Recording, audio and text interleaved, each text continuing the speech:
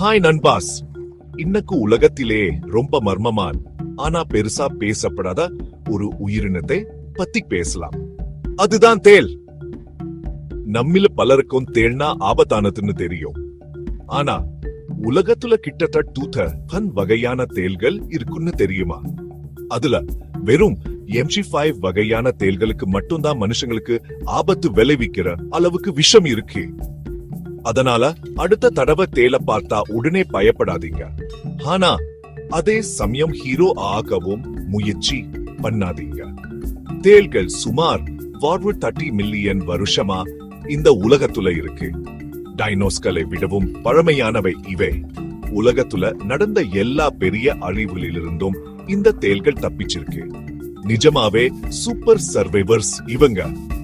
இப்போ நீங்க நினைக்கலாம் தேள்கள் பாலைவனத்துல மட்டும்தான் இருக்குமான்னு. ஆனா இல்ல.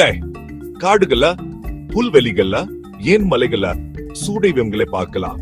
தமிழ்நாட்டுல பெரும்பாலும் வறண்ட பாறை நிறைந்த பகுதிகளை இவங்களை பார்க்கலாம். ஆனா அண்டார்டிகா தவிர உலகத்துல எல்லா இடத்துலயும் இவங்க இருக்காங்க. தேள்கள் ராத்திரி நேரத்துல தான் சுறுசுறுப்பா இருக்கும். ராத்திரி நேரத்துல வேட்டையாடும். தன்னோட கால்கள்ல இருக்க சின்ன சென்சார்கள் மூலமா தரையில ஏற்படுற அதிர்வுகளை உணர்ந்துக்கும். யோசிச்சு பாருங்க, தன்னோட எரியோட காலடி சத்தத்தை தூரத்துல இருந்தே இவங்களால உணர முடியும். என்ன ஒரு அற்புதமான திறமை! ஒரு ஆச்சரியமான விஷயம் என்னன்னா தேள்கள் இருட்டுல யுவி வெளிச்சத்துல பளபளக்கும். ஆம், நிஜமாவே.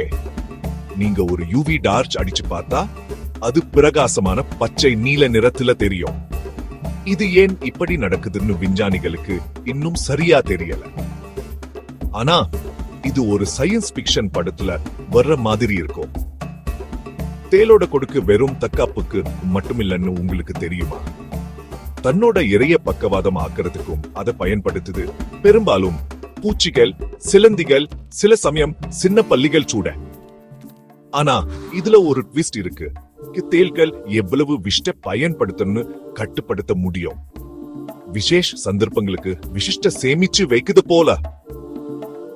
இன்னொரு சுவாரஸ்யமான விஷயம் என்னன்னா தேள்கள் ஒரு வருஷம் வரைக்கும் உணவு இல்லாம வாழ முடியும். ஆம், நீங்க கேட்டது சரிதான். அதோட மெட்டபாலிசம் ரொம்ப மெதுவா இருக்கும். அதனால மாஸ்கணக்கா எதுவும் சாப்பிடாம இருக்க முடியும். பொறுமைக்கு ஒரு உதாரணம் இது. தமிழ்நாட்டு நாட்டுப்புற கதைகள் தேள்கள் பெரும்பாலும் ஆபத்து மற்றும் மர்மத்தோட இணைச்சு பேசப்படும். ஆனா நிஜத்துல பூச்சிகளின் எண்ணிக்கையை கட்டுப்படுத்துறதுல தேள்கள் இயற்கையில ஒரு முக்கியமான பங்கை வகிக்குது. அதனால இது நமக்கு ரொம்பவே உதவியா இருக்கு. அதனால அடுத்த தடவை தேள்களை பத்தி கேட்கும் போது ஜாபம் வச்சுக்கோங்க.